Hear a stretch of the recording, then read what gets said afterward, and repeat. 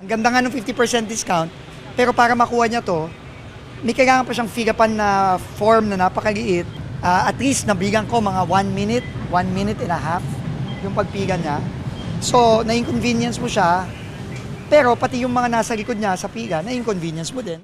Ayon kay Secretary Dizon, nais niyang personal na makita ang mga issue at problema na kadalasang ipinopost ng commuter netizens sa social media. Kanina, pinaalis ng PCG at MMDA ang mga illegal vendor na nagtitinda sa footbridge sa Top Avenue sa Pasay City.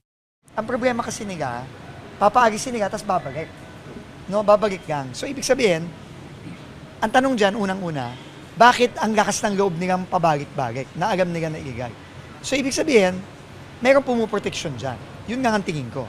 Ngayon, kung wala naman, tutulungan na lang natin ang MMDA. Magsastasyon tayo ng ating armed Coast Guard na magbantay doon. At politely, sasabihan na lang yung mga tao, bawal po dito. Kung kailangan gawin yun araw-araw hanggat matuto sila, gagawin natin yun. Babalik-balikan pa rin po natin dahil yun nga po, no, ang problema po natin, yung pagbabalik po nila. So for sure, malaking magiging resulta po dito because there will be another agency, another enforcement agency na katuwang po natin sa pag-maintain at sa pag-clear po nito mga illegal vendors.